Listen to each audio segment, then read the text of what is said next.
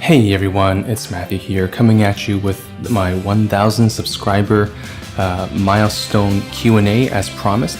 If you're a new subscriber or you don't know who I am, my name's Matthew. I am the owner of this channel and I write English lyrics for anime, Vocaloid, and video game songs. If you're expecting a cover, there won't be one today, but my next video is going to be a chorus of another Love Live song, so you can look forward to that. Regardless, if you're here, feel free to stick around. I received a ton of questions. I'm looking forward to going through them all with you. If you did not get a chance to submit a question, do not fret. I have an ask.fm and you can feel free to ask questions to me there anytime. So without further ado, let's get started. So music has always been a big part of my life. My parents, they sang and they still sing. All of my friends growing up, they played instruments, they sang in choir and bands, and I myself was a band geek back in high school. But when I left my hometown the first time, there weren't many opportunities to share that love of music, and so being a youtaite, would literally singing covers on YouTube, was an awesome way for me to share that passion with people, and I was able to combine that passion with my love of anime and video games and that sort of thing. Specifically, my inspiration, probably my brother, who also started his own channel a while back, doing English covers of anime songs. His style was very inspirational to me, and that was one of the things that inspired me to do this. So this is an interesting question. What made you start being a youtaite? So youtaite is, it's a combination of the words YouTube and utaite, YouTube being YouTube, and youtaite literally means singer. So, a YouTube singer, I was made a youtaite literally the moment I began singing on YouTube. But seriously, I didn't choose to become a quote-unquote youtaite. That term was, I guess, applied to me after the fact, which neither good nor bad, it's just what it is. So here's a good question. As far as other youtaites that have been big inspirations to me, in the general sense of the word, definitely Amanda Lee, because she has a willingness to take risks with both her musical style, but especially her lyric writing, and her style of lyric writing definitely played a big part in how I write my lyrics as well. If you take the more kind of traditional definition of youtaite, which is people who sing covers of Vocaloid songs, at least in the past, that's how it was, I think. Definitely Juby, just because her lyrics are so catchy. She has an awesome singing voice too. As for inspirations in general, thank you, Robin, for this question. Branching out of the YouTube singing thing, probably my children's pastor, because he was very passionate about what he did. He was very passionate about people, but he was also very humble, and it's so hard to be humble when you're posting your works online for other people to see, but he was humble, and that is a big inspiration to me. So this question asks why I share my project progress with the public. So I do have a document that links all of my ongoing projects, whether they're solo works or group works. And so the main reason really is just to keep my viewers engaged. Gives y'all something to look forward to. Usually it's not a source of stress, since it's a relatively fluid document. If there's something I can't do, I just scratch it off and that's that. No big deal. So one of my best youtaite memories was definitely when my wife agreed to sing a cover with me. So that was our duet of Everything's Alright from To the Moon. You can check that out in the description below. And then some other awesome memories. A couple of things stand out, mostly just hanging out with other community members, writing a parody of Unlimited Blade Works, my first big group collaboration, and discovering that there were lots of other people in the community who were as OCPD about their Google Docs as I was. Definitely an awesome memory. In terms of things I regret, so definitely thinking that subscribing to every single youtaite as a way of networking, that's a big regret of mine, because now my subscription box is filled with too many covers to ever listen to, so don't do that. If I could cover any, I guess, non-anime, non-Vocaloid song, it would definitely be I See the Light from Disney's Tangled, or really any Disney song, because they're all pretty awesome. No particular pop song comes to mind. I mean, at the end of the day, Disney songs are relatively timeless, whereas pop songs just come and go. So this is a good question. How do you balance a job as a professional as well as being an active youtaite? So basically you don't. If I have to be blunt about it, you prioritize your commitments, right? And being a youtaite for me is a hobby, it's not my career, and so that, unfortunately, it does come last. So you've probably noticed right now, even though I'm active in the sense that I'm talking to people and engaging in forums and things like that, I haven't been putting out a lot of projects, just because there's too much stuff going on in real life. And I think that's unless this is your career, unless this is going to be your source of income, you have to just take stock of what's important. Is it your academics? That's very important. Is it your day job? That's pretty important. Do you have a family, kids or a spouse? That has to come first.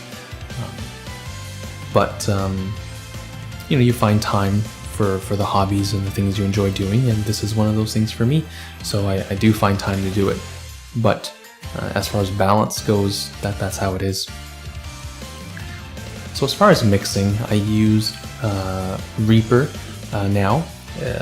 Excellent DAW that is very inexpensive. But before that, I used Audacity, which was free and very difficult to mix with. I don't recommend it unless you're just getting started off and you just need something to record into and do some really basic effects.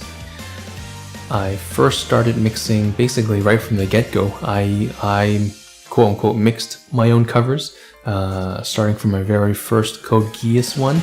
It wasn't exactly a lot of mixing, basically just apply a stock EQ and apply the stock compressor and hope for the best. Probably when I did my first big group cover was when I first started really mixing.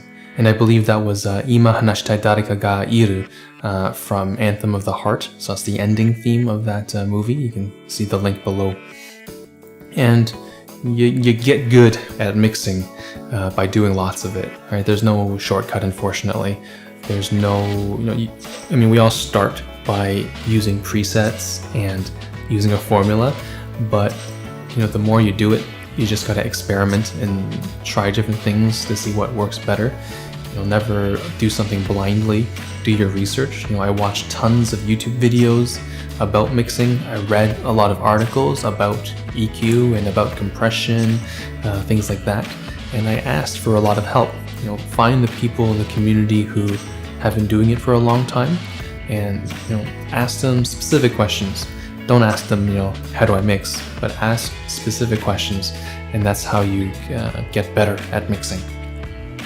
Okay, so this is an excellent question. How do you usually write trans lyrics? So this is a very long process for me, and everybody's different. Everybody has their different style, but first what I do is I find translations, since I am not fluent in Japanese. If at all possible, you find as many translations as possible, because most of these translations are not official. It's just people like you and me writing the translations.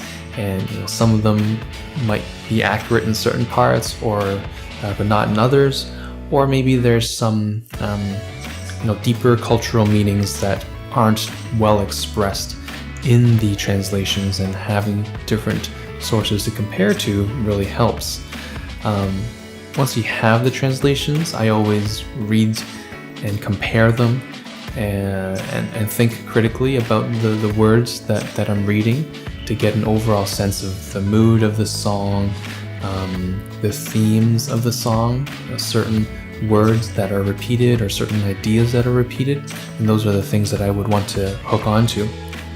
And then something that I don't always do, but if you read something in these translations that doesn't seem to make sense, that just seems way out there. I remember when I wrote lyrics for Holy Flag, there was a reference to blue light of some sort, and that was completely out of the blue, didn't make any sense to me. So you read into it some more, see if there's any cultural significance, or maybe it's a mistranslation. Maybe there's another meaning of the word that wasn't there in the translation. Sometimes you don't find anything, but other times, when I did, I'm doing a Love Life cover right now. In the title is the word Seishun, which doesn't really have an English equivalent. Roughly it means youth, but that's not really what it means. So you do some research into that and see what pops up. And then finally, once you've done all of that, or once I've done all of that, I start writing. And the hardest part after that is probably getting the first line down. I'm sure many of you feel the same way. That always takes the longest. It's getting over that initial hump.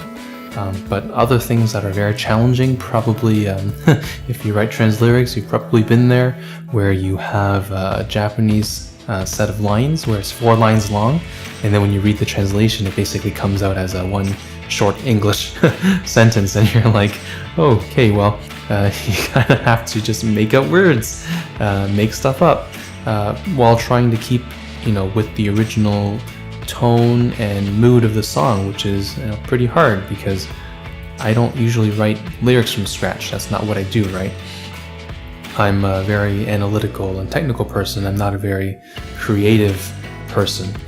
Other people probably have no trouble writing those lyrics in those situations from scratch, but that's not me. So my favorite quote is from the Gospel of Matthew. It says, "Do not worry about tomorrow, for tomorrow will worry about itself. Each day has enough trouble of its own." I, like I'm sure many of you, am a worrywart. I have plenty of things that make me worry, and this Bible verse just makes me have a bit of peace. If I were a meme, probably this one, challenge accepted. You say something that sounds kind of dumb or impossible, there's a chance I might just go ahead and try to do it. I won't be revealing my age or birthday, Crystal, thank you. You can keep trying, but I have been singing for well over 20 years of my life now. As far as collaboration requests, I do read all collaboration requests that are sent to my email, and you can send that, you can read that down below. But mostly right now I'm just focusing on getting caught up on my backlog of projects. If I turn down your request, please don't take it personally. I just don't have the time. My favorite ice cream flavor, basically anything with chocolate. Oreos, chocolate chip, fudge with chocolate chip, you name it. And what I'm doing, and if so, why? Yeah, I don't understand. Anyways, thank you all for listening. I had a lot of fun receiving all your questions and reflecting on them and answering them for you. Like I said, if you could not get a question in before this video, hit me up on ask.fm, link below. And yeah, until the next time, all the best. My next project is going to be another Love Live chorus. Really excited about that. And I have some other special projects way down the road as well. Take care.